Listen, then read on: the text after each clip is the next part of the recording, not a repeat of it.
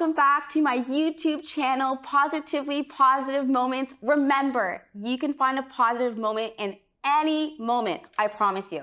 I'm so excited today to invite you guys on a crazy story ride with me. Are you ready for it?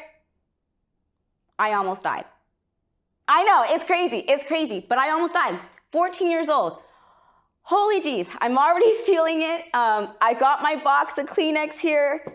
I got my guardian angel here. So just bear with me as I go with this. I decided to get started and, share this story because I've had so many questions recently about one, Tanisha, what's your purpose in life? And why do you do what you do? And why are you so happy and loving and helping people? So I want to share with you guys that number one reason. The other thing is, okay, if you follow me on TikTok, I've been questioned about, I don't wear a bra. I know it's kind of crazy. It's weird to even say it on this YouTube channel, but I want to explain that too.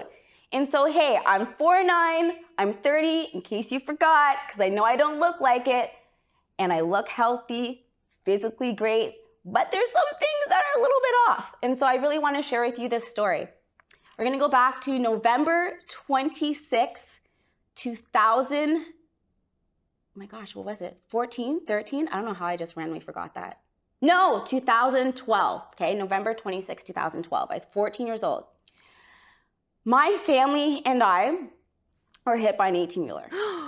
And I'm already starting to feel this. This is crazy. So I'm going to get right into it.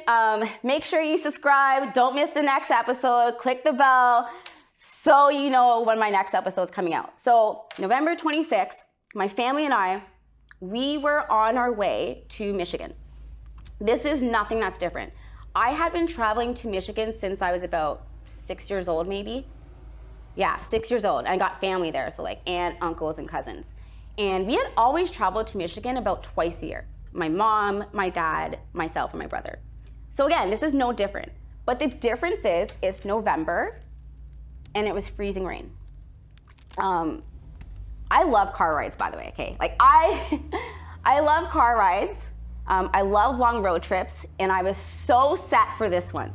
I had my CDs, my best friend, I'm gonna shout her out because she's still my best friend today, Alyssa. I'm already gonna start to cry, that's why my box of Kleenex are here. And she made me a CD. And before I left, I remember at school, before I left, she said, don't crash. Alyssa, it's not your fault that we crashed. But yeah, I remember she said, don't crash.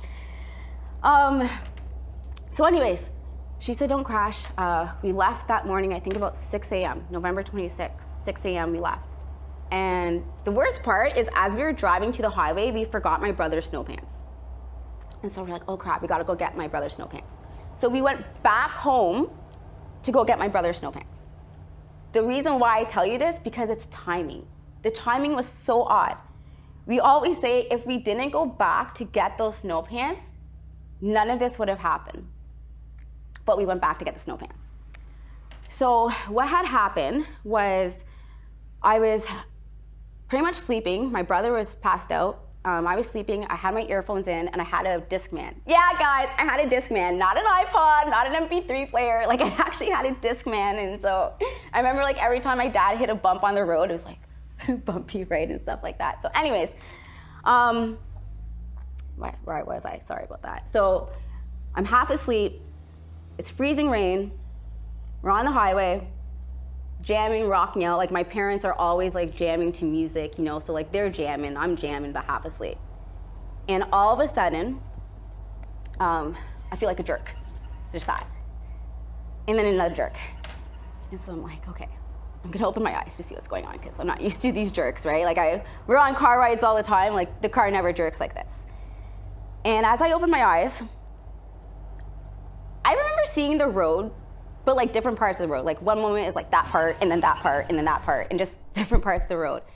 And my mom put her hand on my dad's shoulder, and she's like, you got it, D, you got it. And my dad, I can literally see his full body, guys. Just, like the full body, just cranking the steering wheel. Because we had lost complete control. My dad lost complete control of the car due to slipping on black ice on the road. So at one point he straightened out the car and my mom was like, good, you got it. And I remember like the car went straight. But then in like 2 seconds, we hit another piece of black ice and we spun on the highway and we were left horizontally on the highway. And again, I got my Kleenex, I got my angel, so I'm so sorry if I'm starting to get emotional, but I'm remembering the experience because I want to take you guys through it. So we ended up horizontally on the highway, and so I was on the driver's side behind my dad, and it would have been coming at this way. And I looked. This was probably the most slowest motion in my life because the vehicle was right behind us, or like right there, but it felt like it took 10 minutes for this damn 18-wheeler to hit me. I can remember my parents looking back, and my mom screamed and my dad screamed, and they said, no, no, no, it's gonna hit Tinny. And Tinny's what they call me, by the way. And it, like, I can remember seeing the grill of the transport just coming really slow to me. And I can remember the bright lights. I can remember the bright lights coming really slow at me, and I remember my parents yelling, don't hit Tinny. And the last thing I saw was this grill and the lights at the window. Next thing you know, I wake up. And I wake up, like, my body is fully face down. I can't breathe. Like, I can't breathe. I couldn't take a breath. I had blood coming out of my mouth, drool coming out of my mouth. And I just remember my mom clapping her hands, saying, breathe, please, Tinny, breathe. And I couldn't breathe. I literally couldn't breathe. But I eventually did. And I don't mean to bring this up in here, and I don't know what your religion is or your belief is, but I know God put that breath in me. And I literally, like, after probably like a minute of just trying to breathe, literally a breath of life came into me. I just went, and I came up. And that was my first breath of life. And if I didn't take it, I was not going to be here. After that, so when I woke up, there's not much I remembered. I remembered my name. I can like remember looking at my parents and knowing who they were, but I didn't, like, it felt like I was reborn. You know what I'm saying? Like, it literally felt like I died and came back. And so at this point, I was in the middle of the car. And finally it clicked to me. It was a couple minutes, but it clicked to me. I was like, oh my gosh, I have a brother. Where is he? Because I couldn't hear him. And I couldn't turn, like I couldn't, nothing of my body was able to move. I couldn't move. Not only could I not move my upper body, I was in the middle, like I woke up in the middle of the car. My seatbelt had completely broken off, and my legs were completely squished in between the seat of the driver's seat and my door, because the car came completely crunched in. Came completely crunched in, and I just remembering my brother, and I said, "Oh my God, where's Jay?" And I remember him. It's the sweetest, cutest thing, and you know what he said? He goes, "I'm right here, Tinny." And all he had was a busted lip. Thank God that he was 6. So all my brother had was a busted lip. Thank goodness, right? So anyways, we thought I was going to be paralyzed. Like, we thought my legs were going to be paralyzed because they're just squished. I thought I was going to be gone. But here's the really cool thing, guys. This is crazy. So you see this guardian angel? I met him. Not this girl, but I got to tell you, beside my window the entire time that we are waiting for an ambulance, there's this really, really cute looking guy. And he, I don't know, I think he looked about 17 years old. Yeah, about 17 years old. So cute. And I just remember him staring at the side of the car, and he would just look so sad. Like, it's such a weird feeling to remember him looking at me. And he was standing behind my dad. So at this point, my dad was behind, like, out of the car, and And anyways, crazy thing is by the time I got to the hospital and I was starting to ask my parents questions about this, and I said, who was that guy beside my window? Guys, they said, what guy? I was like, what do you mean, what guy? There was two guys that came, right? There was one guy that pulled over. He was a doctor. I remember he had these purple gloves on. My mom's going to remember these purple gloves. It's just funny. We couldn't understand why this guy had purple gloves on, right? So anyways, he had purple gloves on. So I thought this 17-year-old was his son. Well, turns out there was never anyone beside me. I swear there was someone beside me. So we figured that day that that was my guardian angel. Yeah, I've never seen this guy again. I wish I did because he's so cute. But anyway, so we never saw this guy again. So that was like the car accident part. But let me tell you, before we get to the hospital part, okay? Because obviously I was hit by an 18-wheeler. I was not doing too good. But before we got to the hospital, the experience that I can solely remember is crazy. It's crazy. I warn you. It's crazy. But the experience was, I can remember feeling above a light, a presence, looking down on my car. I literally have it. I remember looking down on the car, looking down on the situation, and something was pushing me back. It's not your time. It's not your time. It's not your time. You need to go back. And that experience of me doing this, I can literally remember being sucked back into my body. Yeah. So I died. I came back. And then in the hospital is crazy. Actually, before the hospital, ambulance ride, worst ride ever. So now I was just hit by an 18-wheeler, right? We're going through the ambulance. Oh my gosh. I felt every little bump in this ambulance, guys. I remember being like, can you just hold my neck a little bit more? I had like a neck brace on. I strapped to a bed. And they're like, we can't like strap you down anymore. I'm like, but I feel every bump. Oops, I think I touched my microphone. Anyways, so yeah, I felt every single bump. Oh my gosh. It was torture.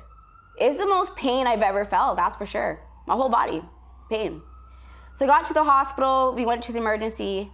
First part of the emergency that I can remember was, you know, like they took all like my clothes off, right? I remember my parents are here.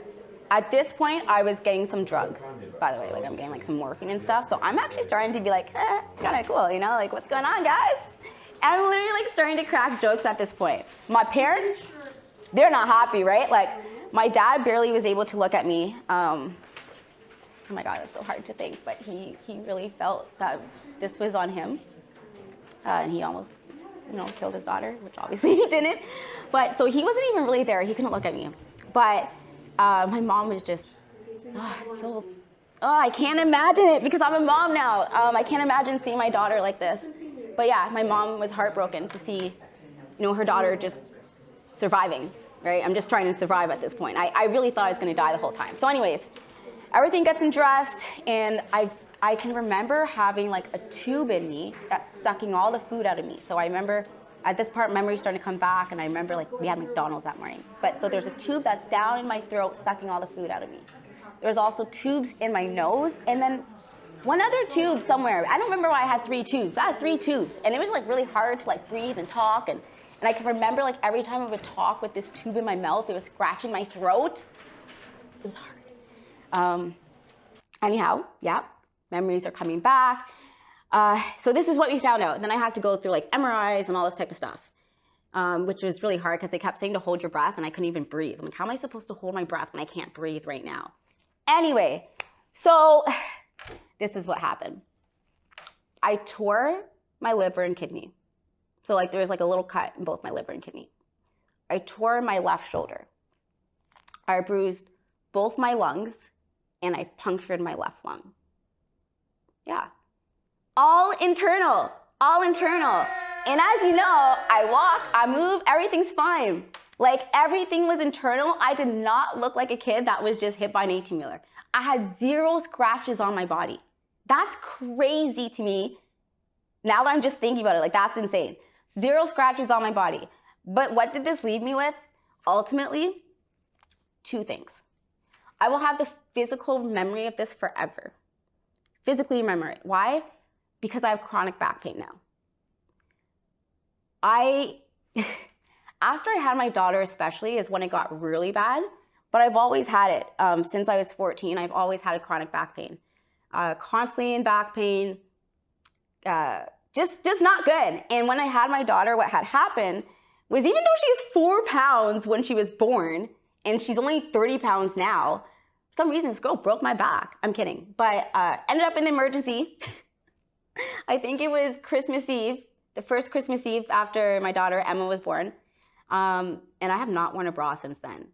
I know it doesn't really have much to do with the story, but the fact is that I will forever have this situation stuck to me and remember it and keep it close, because I constantly do have a pain from it, a physical pain that will always lead me back to this. But why do I love to remember it? Because it helps me to remember why I'm here, why I was kept here. As you all know, I'm all about positivity. I believe that you could find a positive moment in any moment. And in the worst moment in my life, I found positivity. I found that I lived, I survived, I'm strong, I'm loved, and I can conquer being hit by an 18-wheeler.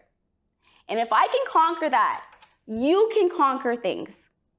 Whatever it is, you could conquer that test that you thought you weren't going to pass. You could conquer that relationship, right, that you thought wasn't going to work out. You could conquer that career, that promotion, that business, whatever it is that you want to conquer, you can do it. And that's why I'm telling you this story. Because the hardest things in life have the biggest blessings at the end. That was the hardest thing in my life. But I am forever grateful it happened, because now I know why I'm here. I'm here to serve you. I'm here to bring positive moments to you. And that's what I'm here for. Oh my gosh, I'm so excited that I share this story. Can I tell you guys something? I've been wanting to share this story like this for about 15 years now. Yeah, 16 years now, and I finally did it. 16 years later. But hey, so if you took away anything from this story, like I said, bad things happen, and you don't know when they're gonna happen, right? You can't control it. We don't know anything, but you can control the outcome. You can control how you act to it, or yeah, how you respond to it, right? And then remember that things can be taken, or life can be taken away. So treat people the best you can. Be the best you can. Live the best day you can, always.